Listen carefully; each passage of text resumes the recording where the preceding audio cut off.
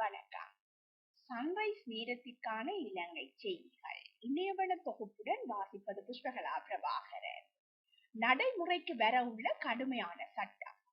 போதைப் பொருள்கள் கடத்தல் மற்றும் குற்றவாளிகளுடன் தொடர்பு வைத்திருக்கும் போலீஸ் உத்தியோகத்தர்கள் தொடர்பில் கடுமையான சட்டம் நடைமுறைப்படுத்தப்படும் என போலீஸ் மா அதிபர் தேசபந்து தென்கோ தெரிவித்துள்ளார். வெளியான மகிழ்ச்சி தகவல். டொலர் கையிருப்பு அதிகரிப்பு மற்றும் ரூபாவின் மதிப்பு உயர்வு போன்ற காரணங்களால் இலங்கையில் எதிர்காலத்தில் வாகனங்களை பெருமளவில் இறக்குமதி செய்ய முடியும் என நிதி ராஜாங்க அமைச்சர் ரஞ்சித் சியம்பலாபட்டி தெரிவித்துள்ளார். காலம் நீடிப்பு.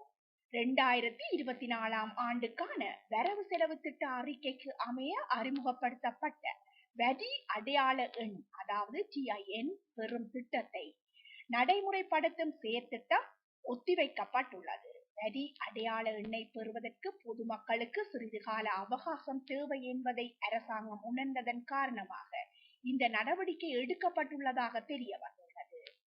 அதி சொகுசு நட்சத்திர ஹோட்டல்.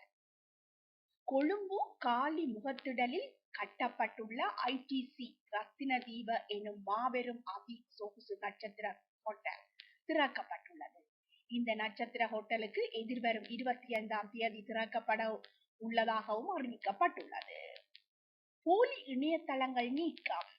தபால் திணைக்களத்தின் இணையதளத்தை போன்று வடிவமைக்கப்பட்ட 5 போலி இணையதளங்கள் நீக்கப்பட்டுள்ளதாக இலங்கை கணனி அவசர பதில் மன்றம் தெரிவித்துள்ளது.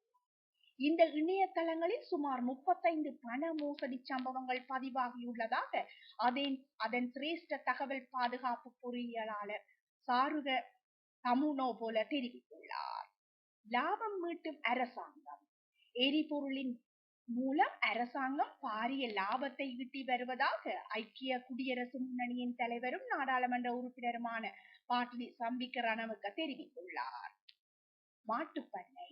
கடந்த காலங்களில் பெரும் சர்ச்சையை ஏற்படுத்திய பசில் ராஜபக்சவின் கம்பகா பல்லானை இல்லத்தை கால்நடைகளாக பராமரிக்கும் நிலையாக மாற்ற அனுமதி வழங்குமாறு நீதி அமைச்சிடம் கோரிக்கை விடுக்கப்பட்டுள்ளதாக தெரிய வந்துள்ளது. உயர்தர மாணவர்களுக்கு விசாரணை.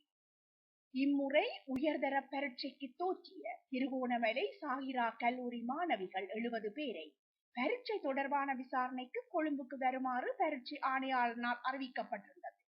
குறித்த விடயம் தொடர்பில் சாரிகா கல்லூரி மாணவிகளுக்கு கொழும்பில் நடைபெற இருந்த விசாரணை திருகோணமலைக்கு மாற்றம் செய்யப்பட்டுள்ளதாக அறியப்பட்டுள்ளது. வளிமண்டலவியல் திணைக்களம் எச்சரிக்கை. நாட்டில் பல பகுதிகளில் வெப்பநிலை இன்றைய தினம் அவதானம் செலுத்த வேண்டிய மட்டத்திற்கு மேல் அதிகரிக்கும் என வளிமண்டல திணைக்களம் அறிவித்துள்ளது. இத்துடன் இணையவள தொகுப்பின் செய்திகள் நிறைவு காண்கின்றன.